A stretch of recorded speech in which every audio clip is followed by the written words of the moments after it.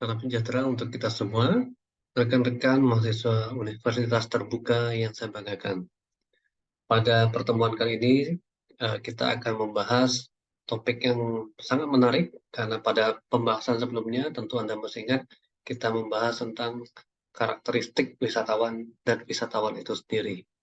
Nah, pada pertemuan kali ini, teman-teman, kita akan melihat topik yang tidak kalah pentingnya juga. Kenapa? Karena kalau Anda berkecimpung di dunia pariwisata, tentu suatu saat bila Anda menekuni dunia pemasaran, tentu kita akan berhubungan langsung ya, tidak hanya dengan turis, tapi juga dari proses-prosesnya gitu ya, bagaimana kita melakukan riset gitu ya terhadap wisatawan, sampai dengan bagaimana kita mengenali karakteristik dari produk pariwisata itu sendiri.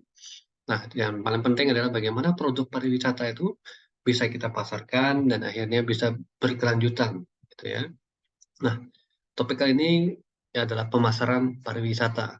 Nah, konsep pemasaran ini sebenarnya kalau kita lihat adalah kata kunci gitu ya, karena kalau kita bisa bersaing gitu ya, dan kita bisa padukan kegiatan-kegiatan kita sehingga bisa mencapai standar tertentu, artinya kebutuhan pasar itu bisa kita penuhi, maka tentu kebutuhan pelanggan itu secara tidak langsung gitu ya, atau secara langsung kita bisa lihat di satu sisi aspek pemasarannya berhasil atau tidak gitu ya. Nah, tentu ada pemasaran terpadu, ada tingkat profitabilitasnya yang berperan penting gitu ya di dalamnya.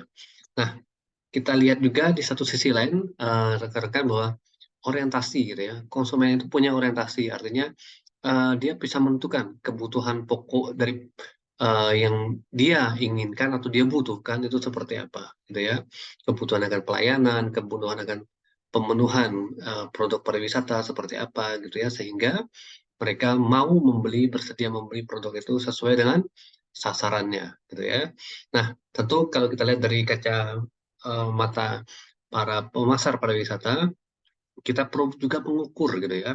Kita perlu menilai, kita perlu menafsirkan kebutuhan-kebutuhan seperti apa dari para turis sehingga tingkah laku konsumen itu kita bisa petakan gitu ya, dan kita bisa ambil strategi apa yang paling optimal sehingga kita bisa memberikan kualitas produk yang tinggi mutunya gitu ya, harga terjangkau, kemudian juga membuat mereka merasa puas gitu ya, dan memberikan dampak multiplier gitu ya. Nah, tentu ada koordinasi, ada integrasi di dalamnya, di stakeholder pariwisata itu sendiri, kalau kita berbicara industri pariwisatanya. Nah, teman-teman, eh, diharapkan setelah Anda mempelajari modul ini, Anda bisa memahami minimal tentang pemasaran pariwisata itu apa, kemudian seperti apa intelijensi pasar wisata, kemudian segmentasi wisata seperti apa, produk wisata dan bukti fisiknya seperti apa, bagaimana aspek harga gitu ya, aspek biaya itu menentukan juga pemasaran pariwisata. Dan jangan lupa bahwa kita memerlukan saluran distribusi gitu ya terhadap produk-produk wisata kita.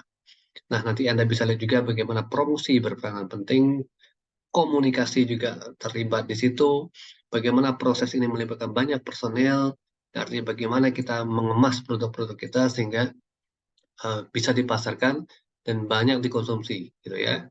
Nah, kalau kita berbicara konsep pemasaran, teman-teman, pemasaran itu kalau kita gambarkan sebuah proses yang terus-menerus atau kontinu, gitu ya. Jadi kita perlu menjaga kualitas, kita perlu memberi perhatian khusus supaya bisa sukses, bisa bertahan, gitu ya, dalam sebuah konteks organisasi. Nah, tentu teman-teman kalau kita bicara pemasaran banyak sekali definisinya gitu ya. Anda bisa melihat bagaimana American Marketing Association mendefinisikan pemasaran itu sebagai proses perencanaan gitu ya. Eksekusi dari sebuah konsep, bagaimana penentuan harga, bagaimana promosi, bagaimana distribusi sebuah ide produk gitu ya atau service sehingga kita bisa memuaskan customer kita gitu ya atau mencapai kebutuhan organisasi kita. Nah, banyak sekali ya tentu definisi pemasaran. Nah, jadi pemasaran itu kalau kita lihat kata kuncinya adalah kegiatan gitu ya. Kegiatan yang melibatkan banyak pihak dan memberikan manfaat tertentu gitu ya bagi pihak-pihak tersebut. Nah, tentu tidak hanya statis sifatnya tetapi dinamis gitu ya. Nah, Kalau kita lihat selanjutnya, nanti Anda lihat ada bagaimana dari kacamata pengguna atau user atau turis, gitu ya. Bagaimana dari kacamata produsen atau penyedia jasa. Nah, seperti apa titik temunya? Nah, itulah peranan pemasar, gitu ya, memasarkan ide produk itu ke kalangan konsumen atau turis.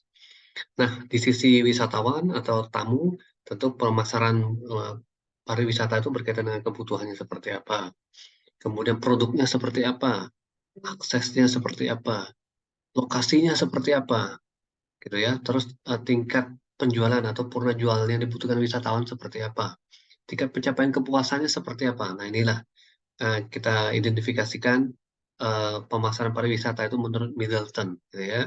Nah, kalau dari kacamata produsen, tentu pemasaran pariwisata itu dipahami dengan mempertimbangkan komponen-komponen seperti jenis produk apa yang mau ditawarkan, produk jasa apa yang mau dihasilkan, kemudian seberapa banyak pasokan produknya, penawaran-penawarannya, kemudian harganya bagaimana, apakah menutupi biaya yang dikeluarkan, kemudian proses menyampaikan penawaran itu, interaksinya seperti apa kepada konsumen melalui media-media komunikasi.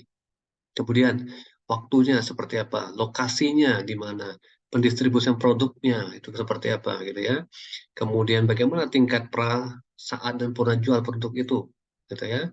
Ini juga penting ya dari kacamata dua pihak ini. Nah, kalau Anda lihat nanti di modul Anda itu ada sebuah model gitu ya, bagaimana kepentingan pemasaran dalam industri pariwisata itu dilihat dari meningkatkan kualitas produk, kita jaga kualitasnya sehingga user atau turis itu merasa puas gitu ya. Nah, itu aspek penting dalam kepentingan pemasaran di industri pariwisata. Nah, siklus manajemen pemasarannya tentu Anda lihat ada bagaimana ada perencanaan, planning gitu ya. Perencanaan, nanti Anda implementasikan, ada eksekusi, lalu Anda evaluasi seperti apa hasilnya gitu ya. Nah, kemudian poin kedua adalah intelijensi pasar wisata. Intelijensi pasar itu sangat penting, teman-teman, karena Anda akan mendapatkan informasi gitu ya mengenai pasar, konsumen Anda, kemudian pesaing Anda, siapa saja pemangku kepentingannya gitu ya. Jadi informasi-informasi inilah yang menjadi salah satu sumber gitu ya untuk membantu Anda dalam mengambil keputusan gitu ya terkait kegiatan pemasaran pariwisata. Nah, intelijen pasar ini akan mempertajam tentunya ya apa saja manfaatnya, kemudian beban biayanya seperti apa gitu ya. Nah, itu ada beberapa poin penting yang akan Anda lihat di intelijensi pasar wisata. Kemudian segmentasi wisata itu seperti apa gitu ya. Menurut Kotler, segmentasinya bisa dibagi dari sudut pandang geografis, demografis, kemudian psikografis, kemudian perilaku gitu ya. Kemudian Anda lihat juga ada pendekatan-pendekatan penetapan pasar sasaran gitu ya yang dibuat oleh NU dan Wade itu ada di modul Anda. Anda bisa lihat secara detail bagaimana marketing mix, bauran pemasaran gitu ya. Itu memberikan manfaat apakah dia mencapai target atau tidak. Nah, itu terkait bagian pertama, kemudian di bagian kedua Anda bisa lihat bauran pemasaran gitu ya. Marketing mix itu seperti apa. Kalau kita secara awam mungkin ya mengenal ada 4 bauran pemasaran yaitu produk, harga, tempat dan promosi gitu ya. Nah, keempat elemen inilah yang digunakan ketika melakukan pemasaran pariwisata. Jadi 4 elemen penting ini harus kita perhatikan. Kenapa? Karena dia akan melibatkan banyak hal, teman-teman. Seperti produk wisatanya seperti apa, gitu ya. Nah, Anda bisa lihat nanti secara detail partisipasi masyarakat, interaksi wisatawan, bagaimana lingkungan fisik, aksesibilitas itu akan saling berpengaruh, gitu ya. Nah, kalau Anda lihat dari sisi yang lainnya ada harga dan biaya, gitu ya. Bagaimana proses penetapan harga ini dilakukan, gitu ya. Faktor-faktor yang mempengaruhi harga itu apa saja, gitu ya.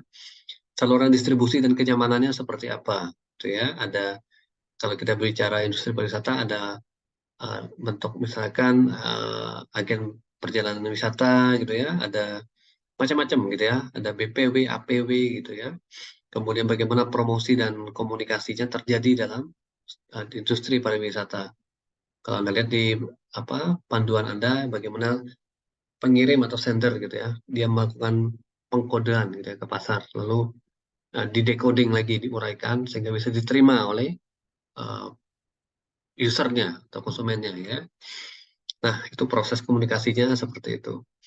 Nah, nanti jangan lupa Anda lihat juga ada 5 kesenjangan pelayanan kalau kita berbicara pelayanan, karena ini penting terkait kualitas pelayanan atau service excellence. Nah, ini salah satu sumbernya yang sering digunakan menurut para suraman gitu ya. Para suraman itu ada 5 kesenjangan atau 5 gap ya. Nanti Anda bisa melihat bagaimana harapan wisatawan itu dibandingkan dengan apa yang dia terima gitu ya. Nah, itu ada gap-gapnya apa saja. Itu yang diperiksa dalam gap uh, terkait kualitas pelayanan atau keunggulan pelayanan service excellence. Nah, kemudian teman-teman akan nanti diajak melihat bagaimana pengemasan itu dilakukan gitu ya. Apa manfaatnya, kemudian apa saja keunggulannya pengemasan itu gitu ya. Ini sangat penting, apalagi nanti Anda kalau berkecimpung di dalam industri pariwisata. Pengemasan yang efektif, yang tepat, gitu ya, akan membantu promosi produk wisata, gitu ya, karena bisa dengan mudah mengomunikasikan apa saja manfaat emosionalnya, apa saja manfaat dari produk wisata yang ditawarkan, gitu ya. Nah, kemudian dengan memahami dua hal besar tadi, saya berharap Anda bisa nanti memiliki framework atau kerangka berpikir bagaimana kalau nanti suatu saat Anda terjun ke industri pariwisata dan bagaimana Anda menerapkan teori-teori pemasaran atau best practice dalam pemasaran pariwisata. Baik, itu saja yang bisa saya sampaikan pada edisi kali ini. Semoga bermanfaat topik yang saya bagikan dan selamat belajar. Terima kasih. Sampai jumpa.